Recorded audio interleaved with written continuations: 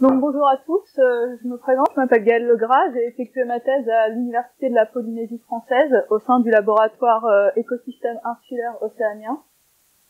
Cette thèse a été financée dans le cadre du programme DISPOL par la délégation de la recherche de la Polynésie française et a été dirigée par Jean-Claude Guettner et Nabila Mazouni.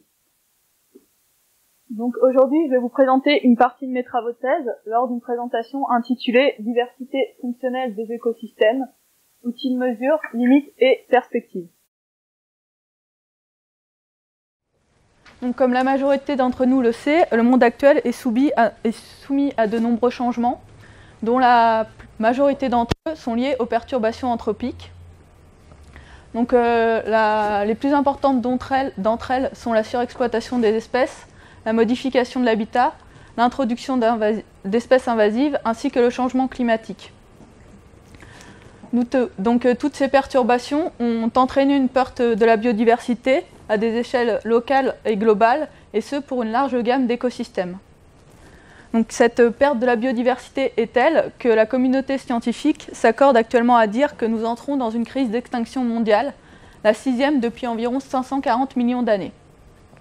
De plus, cette perte de la biodiversité met dangereusement en péril les services écosystémiques et les biens qui lui sont associés. Ainsi, quantifier et prédire au mieux les effets des perturbations sur la distribution spatio-temporelle des espèces est devenu nécessaire afin de correctement guider les efforts de conservation et de gestion des différentes ressources écologiques. Donc pour cela, il est nécessaire de comprendre le fonctionnement des écosystèmes et donc de s'intéresser aux règles d'assemblage qui vont structurer les communautés écologiques, ce qui nous permettra de définir quelles espèces peuvent coexister à un endroit et à un temps donné. Donc les concepts qui permettent d'expliquer la coexistence des espèces sont nombreux, mais la majorité d'entre eux se regroupent au sein d'une théorie unique que l'on appelle la théorie des métacommunautés. Donc plus précisément, cette théorie définit que la coexistence entre les espèces, elle dépend de 4 mécanismes distincts que nous allons détailler un peu plus précisément maintenant. Donc le premier de ces mécanismes est le mécanisme du filtre environnemental. Donc ce processus est un processus déterministe qui agit principalement à grande échelle spatiale, c'est-à-dire au minimum régional. Et ce processus va sélectionner les espèces présentes selon les conditions environnementales du milieu. Ainsi, il va avoir tendance à créer de la similarité entre les espèces présentes dans un même milieu, puisque toutes les espèces vont avoir des capacités d'adaptation communes aux conditions environnementales de ce milieu. Le deuxième de ces processus est le processus de la hiérarchie compétitive.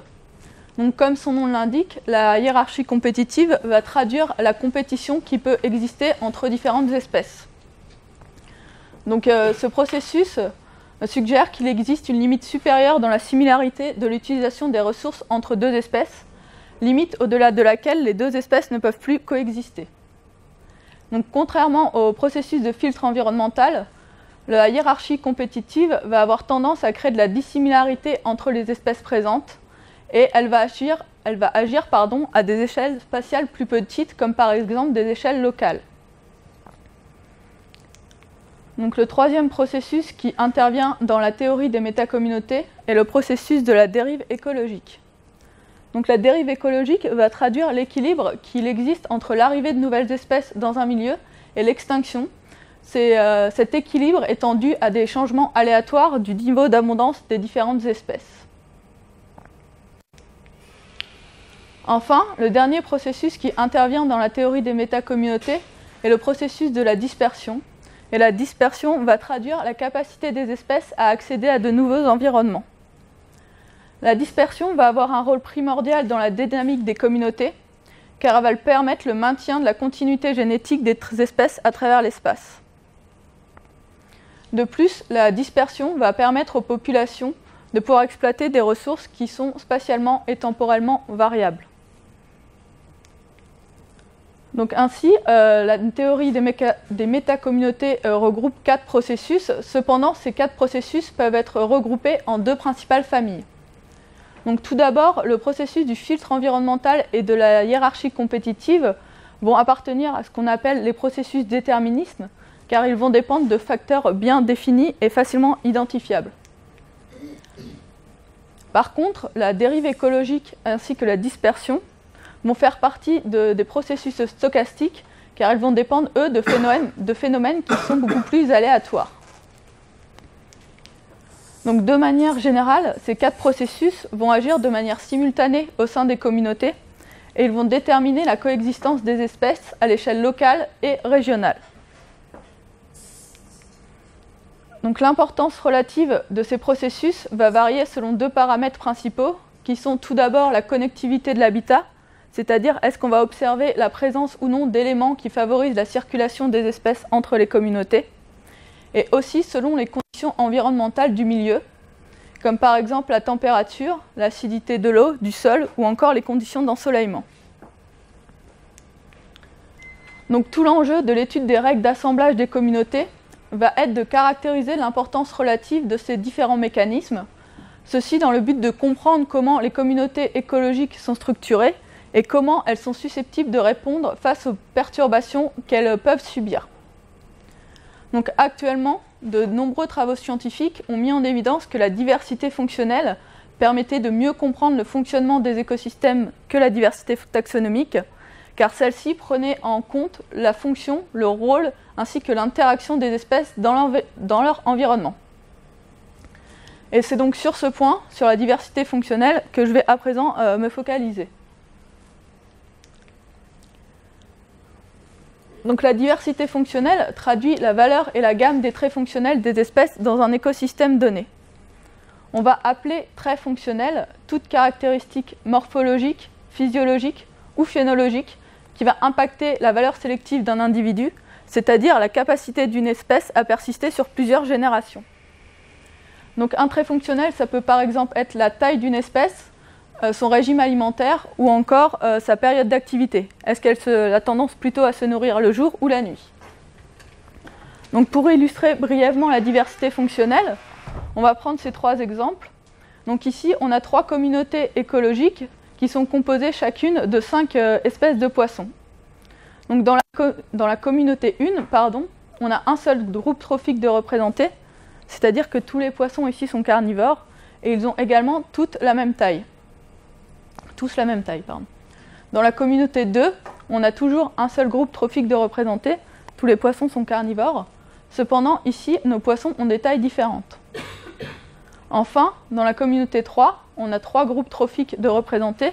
On a des poissons qui sont carnivores, des poissons qui sont corallivores et des poissons qui sont herbivores. Et enfin, nos espèces de poissons ont des tailles différentes. Ainsi, si on s'intéresse à la diversité taxonomique, on considérerait que ces 3 communautés sont équivalentes, puisqu'elles comportent chacune 5 espèces de poissons distinctes. Cependant, si on s'intéresse ici à la diversité fonctionnelle, on va considérer que la communauté 1 a une diversité fonctionnelle inférieure à la communauté 2, qui elle-même a une diversité fonctionnelle inférieure à la communauté 3, puisqu'on a plus de fonctions qui sont présentes dans la communauté 3 que dans la communauté 1, que dans la communauté 2, et a fortiori que dans la communauté 1. Donc de manière générale, l'étude de la diversité fonctionnelle va s'attacher à étudier la répartition des traits fonctionnels des espèces dans l'écosystème, ceci dans le but d'obtenir la structure de la communauté et de pouvoir définir les mécanismes dominants qui la structurent. Tout ça dans le but, je vous le rappelle, de comprendre le fonctionnement des communautés et de pouvoir prédire leur réponse face aux perturbations qu'elles sont susceptibles de subir. Or, les méthodes qui sont actuellement utilisées pour caractériser les règles d'assemblage des communautés via la diversité fonctionnelle sont récentes et leurs propriétés sont donc mal connues. Or, il est primordial de correctement comprendre ces propriétés pour éviter les erreurs d'interprétation des résultats qui pourront être obtenus. Donc c'est directement dans ce cadre que s'inscrit cette présentation, et plus précisément, elle va s'attacher à répondre aux 2 objectifs suivants. Donc tout d'abord, on va chercher à étudier les propriétés des méthodes existantes et leur comportement face à divers scénarios de perturbation. Et ensuite, nous allons développer une nouvelle méthode pour étudier les règles d'assemblage des communautés. Donc plus précisément, cette présentation va suivre le plan suivant. Donc tout d'abord, nous allons comparer les principales approches existantes. Ensuite, nous allons passer au développement d'une nouvelle approche méthodologique, puis nous explorerons les voies d'amélioration que ces travaux laissent entrevoir. Donc, comme je viens de vous le dire, tout d'abord, on va comparer les principales approches existantes. Donc, la plus ancienne des approches qui a été utilisée pour caractériser la diversité fonctionnelle, c'est faite via l'utilisation de groupes fonctionnels. Donc, dans les groupes fonctionnels, on va classer les espèces en fonction de leur valeur de trait. Bien qu'elle présente l'avantage d'être extrêmement simple d'utilisation, une des principales limites de cette approche est qu'on va avoir une forte influence du nombre de groupes fonctionnels. Et je vais vous illustrer cette limite à l'aide d'un exemple simple. Donc ici, on a deux communautés écologiques, la communauté 1 et la communauté 2. Donc la communauté 1 est composée de 3 espèces et la communauté 2 de 4 espèces. Si l'on choisit de s'attacher au trait fonctionnel de la taille de ces deux communautés, on peut catégoriser ce trait en fonction de 2 catégories distinctes qui sont petits et grands. Et dans ce cas, au niveau de la communauté 1, on aura 2 groupes fonctionnels et de la communauté 2, on aura également 2 groupes fonctionnels. Ainsi, on considérera que la diversité fonctionnelle de la communauté 2 est équivalente à la diversité de la communauté 1. Par contre, si l'on choisit de catégoriser ce trait, le trait de la taille, en 3, on peut avoir 3 catégories distinctes qui sont petits, moyens et grands. Et ici, la communauté 1 comportera toujours 2 groupes fonctionnels. Par contre, la communauté 2 en comportera 3. Et dans ce cas, on considérera alors que la diversité fonctionnelle de la communauté 2 est supérieure à la diversité fonctionnelle de la communauté 1. Donc cet exemple illustre bien la limite que je viens de l'énoncer, comme quoi le nombre de groupes fonctionnels a une forte influence sur le résultat. Et on a également une autre limite qui est que la séparation de la limite entre les groupes est extrêmement subjective et dépend de l'utilisateur. En effet, c'est lui qui va choisir à quelle taille on place la limite entre petit et moyen, et ceci va donc aussi influer le placement de chaque espèce dans chaque groupe, et a fortiori le résultat final. Donc ces deux limites illustrent bien la nécessité de conserver le caractère continu de la valeur des traits fonctionnels, et c'est dans ce sens que les approches qui ont été développées par la suite se sont orientées. Donc plus précisément, les approches qui ont été développées ensuite s'articulent autour de 2 grandes familles principales. Donc la première de ces familles est basée sur la notion du dendrogramme, c'est-à-dire sur un arbre de classification, et fait référence à l'indice FD qui a été établi par Peccei et Gaston en 2002. La deuxième de ces familles est la famille qui concerne la construction d'espaces fonctionnels multidimensionnels.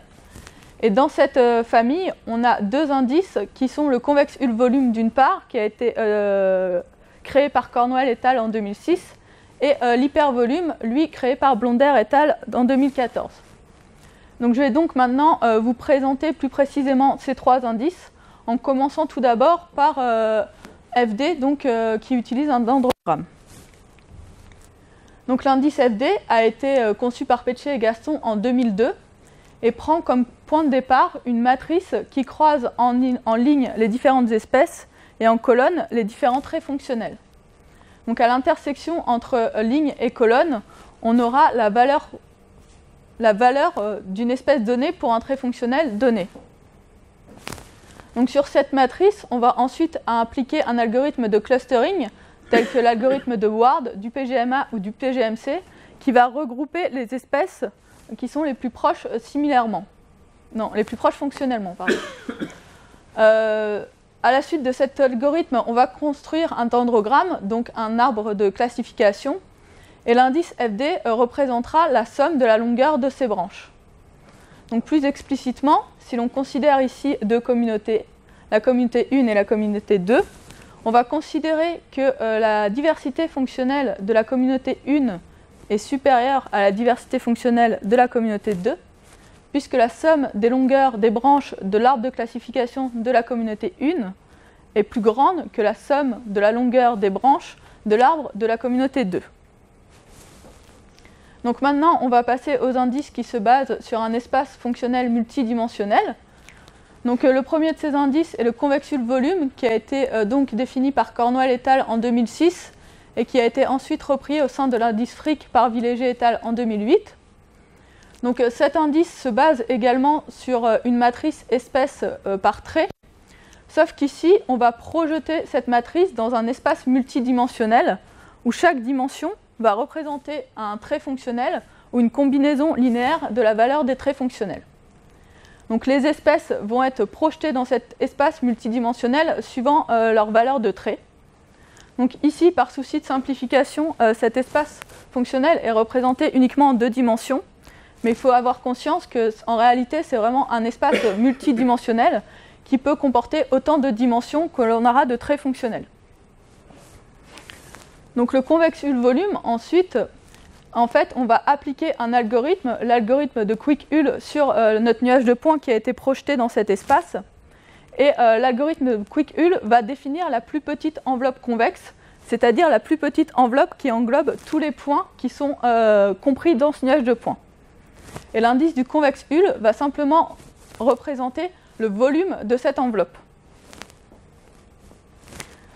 Donc par exemple, ici, si on considère toujours 2 communautés, donc la communauté 1 et la communauté 2, on voit bien que le volume qui est représenté dans la communauté 1 est plus grand que le volume de la communauté 2. Et donc la diversité fonctionnelle de la communauté 1 sera considérée comme supérieure à la diversité fonctionnelle de notre communauté 2. On voit ici aussi que cet indice ne prend pas en compte les vides qu'il peut y avoir dans cet espace, dans ce volume, donc dans ce nuage de points, et va considérer tout ce volume comme quelque chose de rempli. Donc afin de pouvoir estimer ce vide, Blonder et al. Ont défini un nouvel indice qui est l'indice de l'hypervolume. Et donc cet indice aura pour but de prendre en compte tous les trous et les disjonctions qui peuvent exister au sein de l'espace multidimensionnel. Donc pour ça, le point de départ va être le même que précédemment, c'est-à-dire qu'on va projeter nos espèces selon leur valeur de trait fonctionnel dans un espace multidimensionnel. Et ensuite, on va calculer un estimateur de densité de kernel autour de chaque point de largeur h, cette largeur étant un paramètre qui sera défini par l'utilisateur.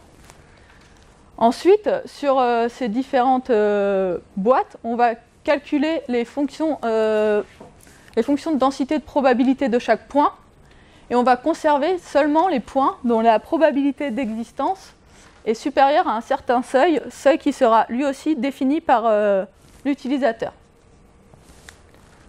Donc l'indice de l'hypervolume va ensuite correspondre au volume défini par tous ces points dans cet espace. Et comme précédemment, plus le volume sera grand, plus on considérera que la diversité fonctionnelle de notre écosystème ou de notre communauté sera importante. Donc maintenant que je vous ai défini brièvement comment tous ces indices étaient construits, on va tester la capacité de ces derniers à détecter des perturbations qui vont impacter les règles d'assemblage des communautés. Donc pour ça, on va simuler 3 scénarios de perturbations distincts en se basant sur une communauté de départ composée de 50 espèces par 4 traits fonctionnels. Donc il faut savoir que ces analyses ont également été réalisées sur des communautés de départ qui comprenaient 20, 50, 100 et 200 espèces qui croisaient 2, 4, 6 et 8 traits fonctionnels. Simplement, les résultats étant les mêmes, je vais uniquement vous présenter ici les résultats que l'on a obtenus pour 50 espèces par 4 traits fonctionnels. Ensuite, pour avoir une certaine robustesse statistique dans nos analyses, 1000 itérations ont été effectuées par scénario. Et à chaque étape, on va à chaque fois calculer la valeur de ces 3 principaux indices. Ces 3 scénarios représentant tous un scénario de perturbation, on va s'attendre à ce que la valeur de l'indice au temps t plus 1, donc au pas de temps plus 1, sera inférieure à la valeur au temps t. Donc maintenant, je vais vous présenter les scénarios qu'on a définis. Donc le premier de ces scénarios est un scénario que l'on appelle un scénario aléatoire, et c'est-à-dire que dans ce scénario, on va supprimer à chaque étape aléatoirement une des espèces. C'est-à-dire qu'on va supprimer une des espèces indépendamment de sa valeur, de la valeur de ses traits fonctionnels. Le scénario 2 va simuler un scénario de processus de filtre environnemental. Et ici, à chaque étape, on va supprimer l'espèce qui a la valeur fonctionnelle du trait 1 la plus élevée. Enfin, le troisième scénario va représenter un scénario de compétition. Et ici, on va simuler l'arrivée d'une espèce invasive hautement compétitive au centre de l'espace fonctionnel. Et donc, à chaque étape, ici, on va supprimer l'espèce qui est fonctionnellement la plus proche. Donc maintenant, je vais vous présenter les résultats que l'on a obtenus. Donc tout d'abord pour le scénario aléatoire. Donc ici, en abscisse, on a l'intensité de la simulation et en ordonnée la valeur de notre indice. Je vous le rappelle, ce qu'on attend, c'est que la valeur au temps t plus 1 soit inférieure à la valeur au temps t. Donc ici, on voit que l'indice du convexe Hull et l'indice FD décroissent avec l'augmentation de la perturbation, donc ce qui est en accord avec les résultats qu'on attend. Par contre, on a une décroissance lente de l'hypervolume. On peut donc conclure que cet indice serait un indicateur qui serait que faiblement adapté à détecter ce genre de perturbation. Si maintenant on s'intéresse au scénario de filtre environnemental, donc on a toujours un graphique qui croise en abscisse par l'intensité de la simulation par la valeur de l'indice. Et ici, on voit que nos trois indices décroissent avec l'augmentation de la perturbation, ce qui est en accord avec les résultats attendus. Enfin, si l'on s'intéresse aux résultats que l'on a lorsqu'on simule des processus compétitifs entre les espèces, on voit que l'indice FD ici décroît avec l'augmentation de la perturbation, ce qui est donc en accord avec ce que l'on attend.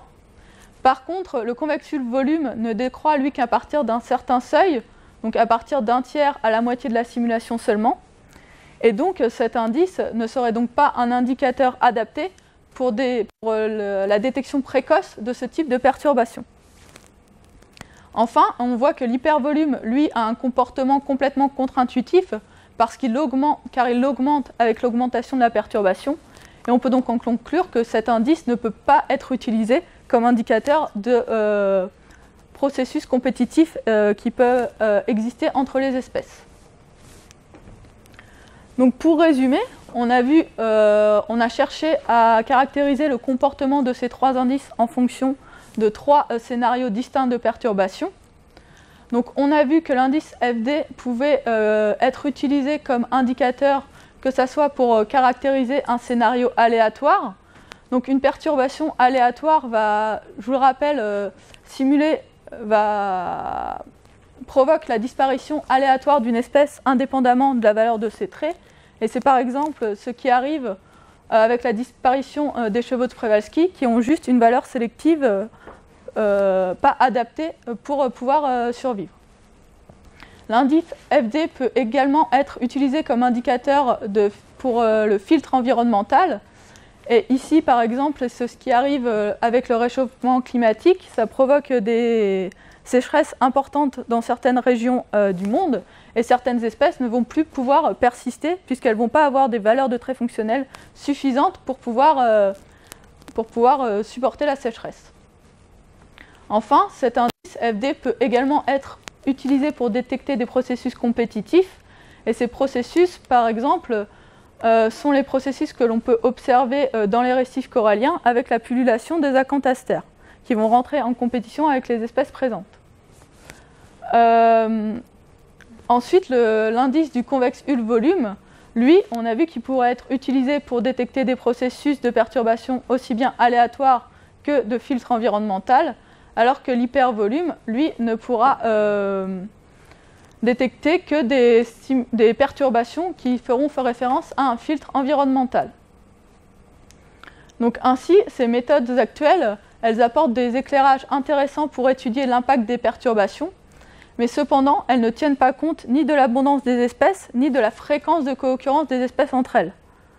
Or, ces deux paramètres sont importants à prendre en compte en écologie des communautés pour correctement comprendre le fonctionnement des écosystèmes. Et c'est donc dans ce but que nous avons cherché à développer une nouvelle approche méthodologique. Et c'est cette approche que je vais vous présenter maintenant. Donc tout d'abord, le principe général de cette approche. Donc dans cette approche, on va s'attacher à comparer deux réseaux écologiques distincts. Le premier de ces réseaux est le réseau fonctionnel, et il va nous permettre de prendre en compte la valeur des traits fonctionnels des espèces. Et le deuxième réseau va être un réseau de co-occurrence, Et ce réseau va considérer à la fois l'abondance des espèces et leur fréquence de co-occurrence, ceci dans le but d'étudier les mécanismes dominants qui structurent les communautés écologiques. Donc plus précisément, cette approche se divise en 3 principales étapes. Donc l'étape 1 consiste à créer un réseau fonctionnel. Donc pour ça, on va toujours se baser sur une matrice de départ qui croise en ligne les espèces avec en colonne les différents traits fonctionnels. Les traits fonctionnels étant, je vous le rappelle, des traits qui vont caractériser le rôle ou la fonction de l'espèce dans son environnement, ce qui peut donc être le régime alimentaire, la période d'activité ou la taille de l'espèce. Donc ensuite, on va créer un réseau qui va traduire la similarité fonctionnelle des espèces entre elles. Donc pour ça, on va calculer la dissimilarité de Gower, l'indice de Gower étant un indice qui permet de prendre en compte des traits fonctionnels aussi bien qualitatifs que quantitatifs. Donc on va faire l'inverse de cette dissimilarité pour obtenir la similarité. Et on va donc obtenir ce réseau. Dans ce réseau, chaque espèce représente un nœud. Et l'épaisseur du lien va être proportionnelle au degré de similarité fonctionnelle. Donc plus notre lien est épais, plus les espèces seront proches fonctionnellement entre elles. Ensuite, on va chercher à assembler les espèces qui sont les plus proches fonctionnellement. Pour ça, on va appliquer un algorithme d'optimisation de la modularité, en l'occurrence l'algorithme de Louvain, et on va obtenir notre réseau fonctionnel. Donc les espèces qui seront dans ce réseau dans le même groupe seront les espèces qui seront les plus proches fonctionnellement. Donc la deuxième étape de cette approche va consister à créer un réseau de co-occurrence. Donc ici, au lieu de se baser au départ sur une matrice qui croise en espèces les lignes avec en colonne leurs valeurs de traits fonctionnels, on va prendre une matrice qui croise en ligne les espèces et en colonne, on aura l'abondance de ces espèces aux différents sites d'échantillonnage. On va maintenant calculer le coefficient de similarité de Bray-Curtis pour savoir quelles sont les espèces qui auront le plus tendance à interagir entre elles. Et on va obtenir ce réseau. Donc ici, comme précédemment, chaque nœud, donc chaque cercle représente une espèce. Et l'épaisseur du lien va être proportionnelle au degré de co-occurrence des espèces. Donc c'est-à-dire que plus notre lien est épais, plus ces espèces auront tendance à interagir entre elles.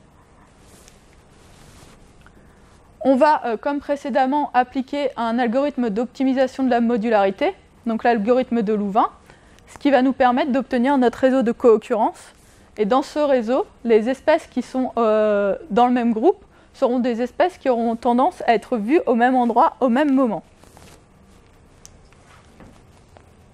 Donc la troisième étape de cette approche va consister à comparer les deux réseaux que l'on a obtenus. Donc cette comparaison va être faite à l'aide de l'indice DGM. C'est un indice que l'on a adapté de l'étude de Gozen et al. En 2015. Et donc cet indice est compris entre 0 et 1. Si on a la valeur d'un indice DGM qui est proche de 0, cela voudra dire que les espèces qui appartiennent à un groupe fonctionnel donné auront tendance à appartenir aussi au même groupe de co-occurrence. Et cela mettra donc en évidence les processus de filtre environnemental les processus de filtre environnemental au sein de notre communauté. Par contre, si notre indice DGM est proche de 1, cela voudra dire que les espèces qui appartiennent à un groupe fonctionnel donné n'ont pas tendance à appartenir au même groupe de co-occurrence. Et cela voudra dire que ce sont essentiellement des processus compétitifs qui vont structurer nos communautés écologiques. Cependant, en fait, dans son calcul, cet indice DGM va prendre en compte le nombre d'espèces, le nombre de groupes et également le nombre de sites. Et donc, afin de pallier à cette sensibilité, on va comparer afin de pallier à cette sensibilité, il va être impossible d'interpréter la valeur brute de cet indice. Et on va donc devoir comparer la valeur de cet indice à une distribution aléatoire. Donc pour cela, on va comparer l'indice DGM avec un modèle nul qui va reprendre les mêmes conditions d'échantillonnage, mais simplement, on va simuler une répartition aléatoire des espèces au sein de nos communautés. Donc ensuite, on va comparer la valeur de l'indice à la distribution aléatoire obtenue. Et si la valeur de notre indice observé est inférieure à 5% de la distribution de la valeur théorique, on pourra conclure que ce sont principalement des processus de type filtre environnemental qui structurent notre communauté écologique. Par contre, si la valeur de notre indice observé est comprise entre 5% et 95% de la valeur théorique de l'indice DGM, on pourra conclure que l'on a une absence de dominance de l'un des deux facteurs déterministes, qui sont, je vous le rappelle, le filtre environnemental et la compétition, ou alors que l'on a une dominance des processus stochastiques.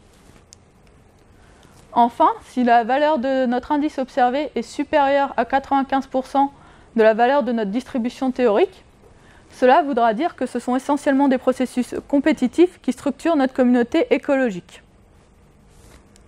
Enfin, si l'on ne détecte aucune structure modulaire lors de la création de nos réseaux fonctionnels et de co-occurrence, cela voudra dire que l'on n'observe pas de structure particulière d'assemblage d'espèces, et on arrive donc aux mêmes conclusions que lorsque l'indice DGM observé est compris entre 5% et 95% des valeurs de la distribution théorique.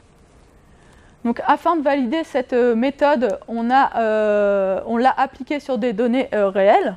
Donc, c'est ce que je vais vous présenter à présent. Donc, on a choisi d'appliquer cette méthode sur des communautés d'invertébrés aquatiques qui ont été relevées dans le Fresno Canyon, qui est un canyon qui est situé au sud de l'Arizona aux États-Unis. Donc, ces données sont extraites des études de Bogan et Little en 2011 et de Bursma et al. En 2016. Et nous avons choisi de valider cette méthode sur ce jeu de données, car les conclusions de cette étude sont des conclusions qui sont bien connues dans le monde scientifique, ce qui est nécessaire pour pouvoir valider une méthode. Donc, de manière plus pratique, l'échantillonnage a été réalisé avant et après une forte période de sécheresse, et on a considéré ici 7 traits fonctionnels, qui sont la taille, le régime alimentaire, la capacité de dispersion, la locomotion, le voltinisme, la respiration et la diapause. Et on va chercher à étudier l'impact de l'épisode de sécheresse sur les processus qui structurent nos communautés d'invertébrés aquatiques à l'aide de notre méthode. Donc, tout d'abord, les résultats que l'on obtient avant l'épisode de sécheresse. Donc, pour notre réseau fonctionnel, on obtient un réseau qui est composé de 6 groupes fonctionnels distincts, dont le nombre d'espèces va varier de 1 à 11. Pour notre réseau de co-occurrence, on va obtenir un réseau de co-occurrence qui est composé de 4 groupes distincts, dont le nombre d'espèces varie de 6 à 12. Et lorsqu'on compare ces deux réseaux entre eux, on va avoir un indice DGM dont la valeur brute va être de 0,72. Après, lorsqu'on compare cette valeur observée à la distribution théorique de notre indice, on obtient une p-value de 0,04, donc inférieure à 5%, et on va donc pouvoir conclure que ce sont essentiellement des processus de type filtre environnemental qui structurent notre communauté écologique. Donc ici, avant l'épisode de sécheresse, on va avoir des communautés qui sont fonctionnellement bien distinctes, on va avoir peu de compétition pour la ressource, et c'est donc les conditions environnementales qui vont principalement expliquer la structure de nos communautés. Par contre, si l'on s'intéresse aux résultats après sécheresse, on a toujours un réseau fonctionnel composé de 6 groupes fonctionnels, dont le nombre d'espèces va varier de 3 à 11. Par contre, notre réseau de co-occurrence, on ne va pas détecter de structure modulaire. On pourra donc en conclure qu'on a ici une dominance des processus stochastiques, ou alors que l'on va avoir plus vraisemblablement une absence de dominance des processus déterministes que sont le filtre environnemental et la compétition. Donc pour résumer, avant l'épisode de sécheresse, on a mis en évidence que l'on avait une dominance du processus de filtre environnemental, et après l'épisode de sécheresse, on a l'absence de dominance d'un des processus déterministes. On peut donc conclure que la sécheresse a provoqué un changement dans les processus dominants qui structurent les communautés écologiques d'invertébrés marins.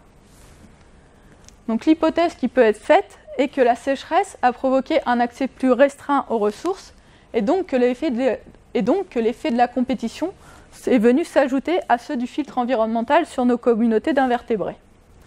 Ici, ça traduit une plus grande vulnérabilité de l'écosystème Et ces résultats sont cohérents avec les résultats qui ont été obtenus par Bogan et Little en 2011, ce qui nous permet donc de valider notre méthode. Donc, de manière plus générale, la méthode qui a été établie au cours de cette thèse est basée sur la comparaison de deux réseaux écologiques, un réseau fonctionnel d'une part et un réseau de co-occurrence d'autre part. Et cette méthode a pour but de mettre en évidence les principaux mécanismes qui structurent nos communautés écologiques. Donc, en termes d'avantages, cette méthode permet de considérer plusieurs traits fonctionnels, l'abondance et la fréquence de co-occurrence des espèces, ce qui n'était pas le cas avec les méthodes précédentes.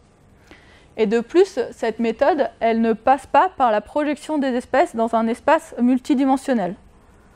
Ainsi, on ne va pas passer par une analyse factorielle et on ne va donc pas avoir de perte ou de distorsion de l'information fonctionnelle. Maintenant, si on s'intéresse aux limites de cette méthode, on a remarqué que le temps de calcul de l'optimisation de la modularité pouvait parfois être long lorsque notre jeu de données était important. On a aussi vu que cette méthode ne permettait pas de différencier la dominance de facteurs stochastiques versus l'absence de dominance de l'un des deux facteurs déterministes. Cependant, cette limite est une limite commune à toutes les approches qui utilisent la diversité fonctionnelle pour étudier les règles d'assemblage des communautés. Et il y a donc un effort méthodologique important qui devra être fait dans les recherches futures pour pouvoir pallier à cette lacune. Enfin, notre méthode considère les espèces d'un même groupe comme équivalentes lors du calcul de l'indice des GM, ce qui peut éventuellement occulter certains phénomènes écologiques. Donc maintenant, je vais passer à la dernière partie de cette présentation, c'est-à-dire que je vais vous présenter les voies d'amélioration que ces travaux ont laissé entrevoir. Donc ces voies d'amélioration sont axées autour de deux axes de recherche distincts. Donc, tout d'abord, on va s'intéresser à la prise en compte de la variabilité intraspécifique et voir si son omission a un impact sur les résultats obtenus. Et dans un second temps, nous chercherons à étudier des indices de structure afin de pallier aux limites de l'approche que je vous ai présentée précédemment. Donc, tout d'abord, nous allons nous intéresser à l'influence de la variabilité intraspécifique. Donc, dans toutes les approches précédentes, on a considéré qu'une seule valeur de trait fonctionnel par espèce. Donc, la variabilité intraspécifique, en fait, la variabilité intraspécifique se définit comme étant la variation des valeurs des traits fonctionnels entre les individus d'une même espèce, et celle-ci dépend de deux phénomènes distincts. Donc, tout d'abord, ça peut dépendre des processus adaptatifs, c'est-à-dire que la valeur des traits fonctionnels entre les individus d'une même espèce vont varier suivant les conditions environnementales du milieu, et aussi suivant le phénomène d'autogénie, c'est-à-dire que les valeurs des traits fonctionnels entre les individus d'une même espèce vont varier en fonction du stade de vie de l'espèce. Donc, par exemple, une espèce ne va pas avoir forcément le même régime alimentaire au stade juvénile qu'au stade adulte. Et donc, on va chercher à étudier si omettre la variabilité intraspécifique dans l'étude de la diversité fonctionnelle va avoir un impact sur les résultats obtenus. Donc pour ça, on a mené une étude sur des communautés de poissons récifaux en Nouvelle-Calédonie, aux îles Fidji et aux îles Tonga, sur 175 espèces de poissons, sur lesquelles on a considéré 6 traits fonctionnels qui sont liés à la locomotion et à l'acquisition de nourriture. Et dans cette étude de cas, on a pris en compte la variation autogénique des espèces et on va donc comparer la valeur de la diversité fonctionnelle avec et sans prise en compte de cette variabilité. Donc on a obtenu les résultats suivants. Donc ici, en abscisse, on a le nombre d'espèces et en ordonnée, le nombre d'unités fonctionnelles. Donc la ligne noire représente la première bissectrice, c'est-à-dire le cas théorique où on aurait autant d'unités fonctionnelles que d'espèces présentes. Après, la droite bleue représente les résultats que l'on obtient en prenant en compte la variabilité intraspécifique. En violet, les résultats que l'on obtient lorsque l'on ne prend pas en compte cette variabilité. Et la droite jaune représente la différence entre les deux droites précédentes, c'est-à-dire en prenant en compte la variabilité intraspécifique et la courbe violet lorsque l'on n'en prend pas en compte. Donc on remarque que la pente de cette courbe est positive, ce qui veut dire qu'on a une sous-estimation du nombre d'unités fonctionnelles présentes dans la communauté, ce qui va donc provoquer une sous-estimation de la diversité fonctionnelle lorsqu'on va calculer celle-ci à l'aide des indices précédents. De plus, lors d'autres travaux, on a mis en évidence que les méthodes existantes qui considéraient la variabilité intraspécifique comportaient actuellement certaines limites, et il est donc important de continuer les efforts méthodologiques dans les recherches futures sur ce point, c'est-à-dire sur le développement de méthodes qui permettent de prendre en compte la variabilité intraspécifique pour étudier la diversité fonctionnelle, car on voit ici que ne pas la prendre en compte peut provoquer une sous-estimation de cette diversité. Donc maintenant, je vais passer à la seconde partie, qui est le développement d'indices de structure. Donc ici, dans notre approche, les réseaux écologiques qu'on a construits sont relativement simples par rapport à ceux qui sont développés dans d'autres domaines, comme par exemple dans les réseaux sociaux ou les réseaux neuronaux. Donc le but de ces recherches que l'on mène actuellement est de voir comment on pourrait appliquer les mesures de ces réseaux, donc des réseaux qui sont dans ces domaines, aux réseaux écologiques. Donc pour ça, on va définir un unique réseau écologique où chaque espèce va représenter un nœud, et le lien entre les espèces ici représentera 1 moins la distance de Goer, c'est-à-dire la similarité fonctionnelle pondérée par les abondances relatives de chaque espèce, ce qui nous permet donc ici d'avoir un seul et unique réseau écologique. Donc en termes des indices que l'on étudie actuellement, donc le premier indice est le calcul de la longueur du réseau. Donc cet indice va mesurer la distance entre les deux paires de nœuds les plus éloignés, qui va nous permettre d'avoir une estimation de la gamme fonctionnelle de la valeur des traits représentés. Donc ici, si on considère nos deux réseaux écologiques, on voit que la longueur du réseau 1 est inférieure à la longueur du réseau 2, et donc on va pouvoir conclure que la gamme fonctionnelle du réseau 1 est inférieure à la gamme fonctionnelle de la valeur des traits du réseau 2.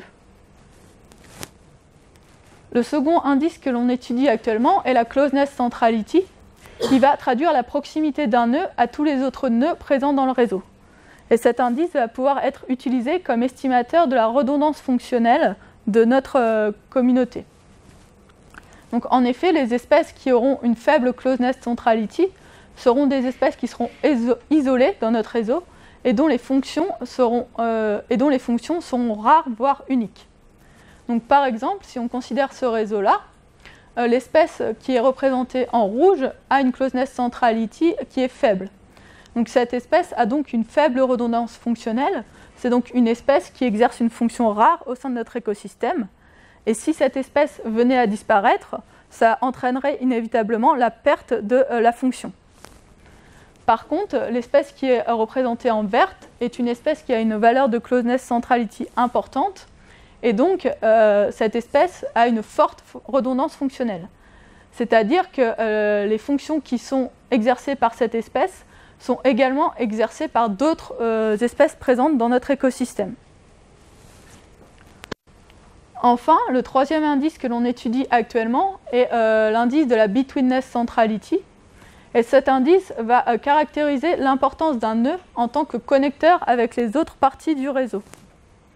Donc ici, les espèces qui auront une forte betweenness centrality seront des espèces qui vont permettre de maintenir la cohésion, ou autrement dit la continuité, de l'ensemble des fonctions présentes dans l'écosystème. Donc par exemple, dans notre réseau ici, l'espèce qui est représentée en rouge va être une espèce qui a une forte betweenness centrality. Et c'est pareil, si on supprime cette espèce de notre écosystème, on voit bien qu'on aura une rupture dans la continuité de nos fonctions représentées au sein de l'écosystème. Donc pour conclure, au sein de cette présentation, nous avons cherché à caractériser un large spectre de méthodes qui utilisent la diversité fonctionnelle pour étudier les règles d'assemblage des communautés. Nous avons vu que ces méthodes étaient complémentaires et apportaient des éclairages intéressants pour étudier ces règles de structure, mais qu'elles étaient parfois inadaptées pour suivre certaines situations écologiques. Donc, afin de remédier à cela, nous avons développé une nouvelle méthode qui est basée sur la comparaison de réseaux écologiques et cette méthode a été validée sur des données existantes.